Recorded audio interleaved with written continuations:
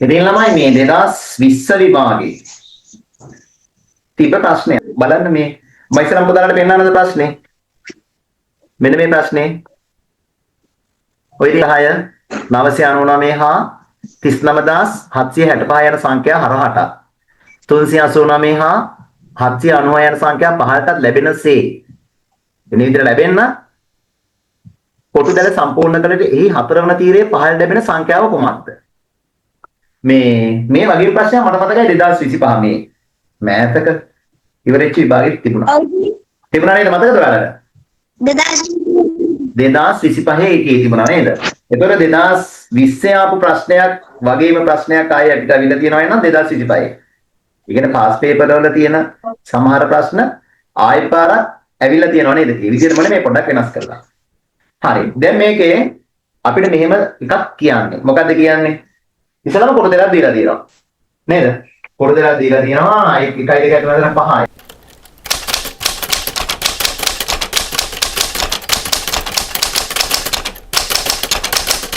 මේ 66 999 හා 39765 යන සංඛ්‍යා හරහට. හරහට කියන්නේ මේ පැත්තට. නේද? ඒ කියන්නේ 37ට. එතකොට අපි ඉස්සරහම දාන්න ඕනේ මේකේ 966ද 999ද 39765ද මුලින්ම දානවා. ඔයාලා හිතන හැටියට. ඒක අපි ඉස්සරහම දාගන්න ඕනේ 39765. ඒ කියන්නේ 39765 දානකොට 39765 ඉලක්කම් පහක් එනවා. එහෙනම් ඉලක්කම් පහක් අනිවාර්යයෙන් මේ ස්ථාන පහට තමයි දාන්න තියෙන්නේ. එහෙනම් මෙතන අපි දානවා 39765. ඔන්න දැම්මා. ඊට පස්සේ මම මොකද කරන්නේ? දැන්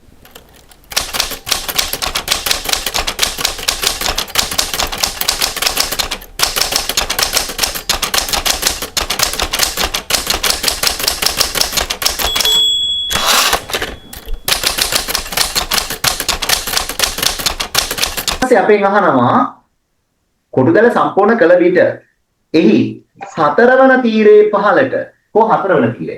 දැන් තීර කොයි පැත්තටද බලන්නේ? පුතේ තීර බලන්නේ සිරස් අතට. තීර බලන්නේ සිරස් අතරනේ. තීර සිරස්. ඒ කියන්නේ මේ අතට. මේ තමා පළවෙනි තීරය. හරිද? මේ තමා දෙවන තීරය. මේ තමා තුන්වන තීරය. මේ තමා හතරවන තීරය. ඔන්න හතරවන තීරයේ ඉහළ සිට පහළට. ඒ කියන්නේ මෙන්න මේක ඔය මේක. මෙන්න මේක. ඉහළ සිට පහළට බැලුව විට අපිට ලැබෙන සංඛ්‍යාව අහන්නේ. මොකද සංඛ්‍යාව? 69. නේද?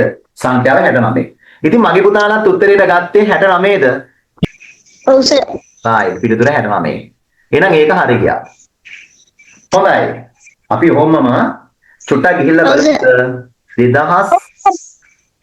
2025 ප්‍රශ්නෙත් මේ වගේද කියලා පොඩ්ඩක් බලමු ගිහිල්ලා ආපහු. බලන්න. පිටු අංක 18 තියෙනවා. ඒකේ මෙහෙමයි කියන්නේ. 485 707 747 27265 යන සංඛ්‍යා පහලටත් 46 75 7274 සහ 7275 යන සංඛ්‍යා හරහටත් ලැබෙන පරිදි කොටුදැල සම්පූර්ණ කළ විට එහි දෙවන පේළියේ දෙවෙනි පේළියේ හරහට ලැබෙන සංඛ්‍යාව කොමක්ද අහනවා. දෙවන පේළිය අරගෙන හරහට ලැබෙන සංඛ්‍යාව. චුට්ටක් ඒකත් බලමු.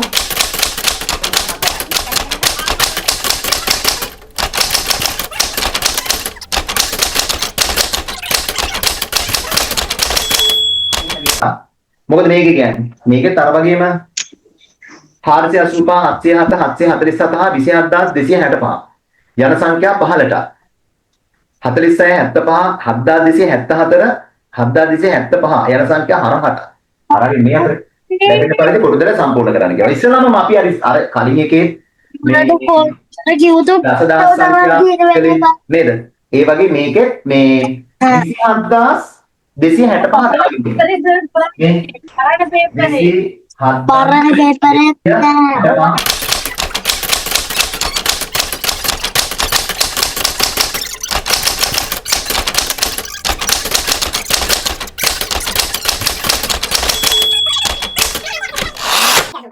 මෙහෙට ගන්න පුළුවන් 485 පහලට ඊට පස්සේ පහලට 700 මෙන්න තියෙනවා පහලට 485 මේ තියෙනවා පහලට 747 මේ තියෙනවා ඊට පස්සේ 5ට 27000 තියෙනවා. ඊට පස්සේ හරහාට 46 තියෙනවා. 75 තියෙනවා. 7274 7270 මේ තියෙනවා. 7275 තියෙනවා. ඔන්න ඔක්කොම හරි. දැන් අහන්නේ මොකද්ද අපිට? අපෙන් අහනවා කොටු දෙක සම්පූර්ණ කළ විට දෙවන පේළියේ දෙවන පේළියේ හරහාට. පේළි ගන්නේ කොහාටද? දෙවන පේළියේ හරහාට. දෙවෙනි පේළියට යනවා. පළවෙනි පේළියනේ. මේ තියෙන දෙවෙනි පේළිය. දෙවන පේළියේ හරහාට මොකක්ද හම්බෙලා තියෙන්නේ? දෙවෙනි පේළියේ හරහාට හම්බෙලා තියෙන්නේ 700. නේද? දෙවෙනි පේළියේ හරහාට 700. මේ තියෙන 700. ඔයාලා ඔය උත්තරේද තේරුවේ? මතකද? දෙවන පේළියේ හරහාට අපි තේරුවේ 700 කේද? 700ට. හරි නේද? දැන් පුතාලට තේරුණාද මේ සමහර past papers වල තිබිච්ච ප්‍රශ්න නැවත ඊට පස්සේ ආපු විභාගවල ඇවිල්ලා තියෙනවා. past papers කළොත් අපිට වාසියක් තියනවද නැද්ද? වාසියක් තියෙනවා. ඒකින්ද දැන් ඔයාලා තාම පහට ගිය ගමන් past papers කරන්න පටන් ගන්න ඕනිය. හරි. එහෙනම් ඒකෙන් අපි යන් ඊළඟ ප්‍රශ්නේ බලමු.